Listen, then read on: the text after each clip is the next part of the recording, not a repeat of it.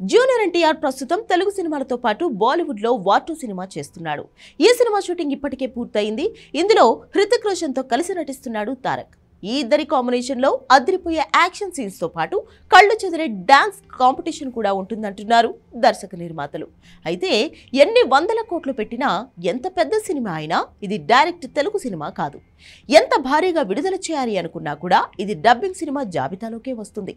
అందుకే స్ట్రైట్ సినిమాలకు ఉన్నంత డిమాండ్ వార్ 2కి ఉండదు. యష్ రాజ్ ఫిల్మ్స్ ఈ సినిమాను అత్యంత భారీ బడ్జెట్తో ప్రతిష్టాత్మకంగా నిర్మిస్తుంది.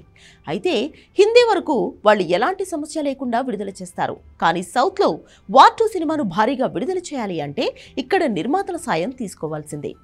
ఇంకా చెప్పాలంటే ఎన్టీఆర్ ఉన్నాడు కాబట్టి తెలుగులో భారీ స్థాయిలో విడుదల చేయాల్సిందే. లేదంటే యష్ రాజ్ ఫిల్మ్స్ కు మాట వచ్చేస్తుంది. అందుకే ప్రముఖ తెలుగు నిర్మాతలతో వార్ 2 హక్కుల కోసం చర్చలు మొదలుపెట్టింది రాజ్ సంస్థ.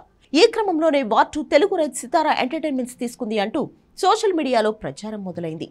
దాని అధినేత నాగవంశీ కావడంతో అభిమానులు కూడా ఇదే నిజమని నమ్మారు. ఎందుకంటే ఈ నిర్మాతతో ఎన్టీఆర్ కు ఉన్న అనుబంధం అలాంటిది. గతేడాది దేవర సినిమాను కూడా తెలుగు రాష్ట్రాలలో అత్యంత భారీగా విడుదల చేశారు నాగవంశీ. ఏకంగా 112 కోట్లు పెట్టి కొన్నాడు. కేవలం 2 తెలుగు రాష్ట్రాలలో 160 కోట్లకు పైగా షేర్ వసూలు చేసింది దేవర. దాంతో ఇప్పుడు వార్ 2 సినిమా తెలుగు హక్కులు కూడా ఈయన తీసుకున్నాడు అంటూ ప్రచారం మొదలైంది. కానీ అలాంటిదేమీ లేదని, వార్ 2 తెలుగు హక్కులు తాము తీసుకోలేదు అంటూ క్లారిటీ ఇచ్చాడు నాగవంశీ. అలా ఏమైనా తీసుకుంటే మేమే అధికారికంగా చెప్తామంటున్నాడు ఈ నిర్మాత.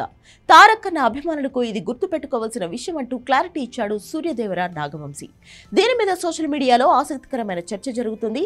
మీరు తెలుగు రైట్స్ తీసుకోలేదు అంటే వార్ 2 సినిమా మీద మీకు నమ్మకం లేదా అని ఆ నిర్మాతను అడుగుతున్నారు ఎన్టీఆర్ అభిమానులు. దీని హక్కులు కూడా మీరే తీసుకోండి అన్నా అప్పుడే వార్ 2కు తెలుగులో మంచి రిలీజ్ దక్కుతుంది అంటున్నారు ఫ్యాన్స్. ఆగస్టు 14న ఈ సినిమా విడుదల కానుంది. మరి చూడాలిగా వార్ 2 తెలుగు హక్కులు ఎవరు తీసుకుంటారో.